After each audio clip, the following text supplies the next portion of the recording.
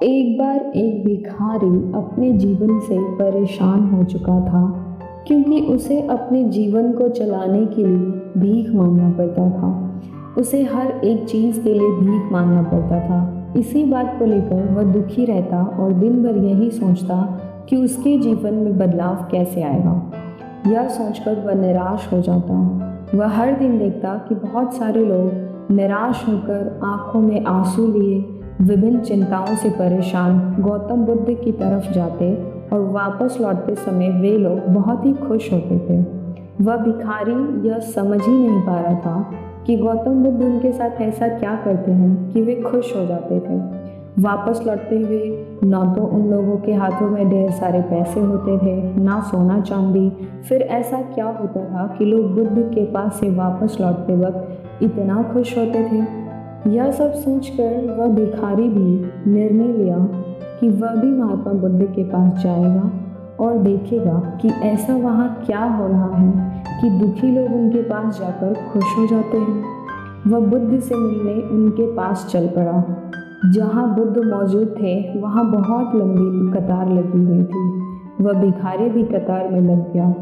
कतार में लगकर वह अपनी बारी का इंतज़ार करने लगा। देखते ही देखते उसकी बारी आई। उसने बुद्ध से कहा, बुद्ध, मैं बहुत ही गरीब हूँ, मेरे पास कुछ भी नहीं है। मुझे अपना जीवन चलाने के लिए भी दूसरों से भीख मांगना पड़ता है। अब आप ही बताइए कि मैं अपने जीवन को कैसे बेहतर कर सकूँ। यह सुनकर बुद्ध ने कहा, तुम गरीब नहीं हो, ऐसा तुम्हें लगता है क्योंकि आज तक तुमने किसी और के लिए कुछ किया ही नहीं। ना तो तुमने किसी को दान किया, ना तो तुमने दूसरों की कोई हेल्प की। यह सब सुनकर भिखारी के मन में एक आशंका जाग उठी। अपनी आशंका को दूर करने के लिए भिखारी ने पूछा, मैं तो एक भिखारी हूँ, मैं लोगों को दान कैसे दे सकता हूँ और कैसे लोगों की सहायता कर सकता हूँ। मुझे तो खुद अपना जीवन चलाने के लिए दूसरों से मांगना पड़ता है। यह सब सुनने के बाद गौतम बुद्ध थोड़ी देर चुप रहे और फिर उसे बोले, तुम्हारे पास हाथ है जिससे तुम लोगों की सेवा में लगा सकते हो और दूसरों का भला कर सकते हो। इसके अलावा तुम्हारे पास मुंह है जिससे तुम लोगों से अच्छी अच्छी बातें कर सकते हो और दूसरों का हौसला बढ़ा सकते हो। यह सब करके भी तुम दूसरों की सहायता कर सकते हो।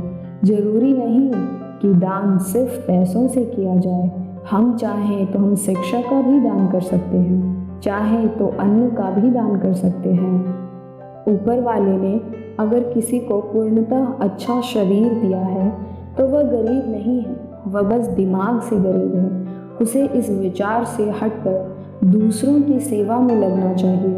बुद्ध की यह बातें सुनकर भिखारी बहुत ही ज़्यादा खुश हो गया और अब उसका मन संतुष्ट था।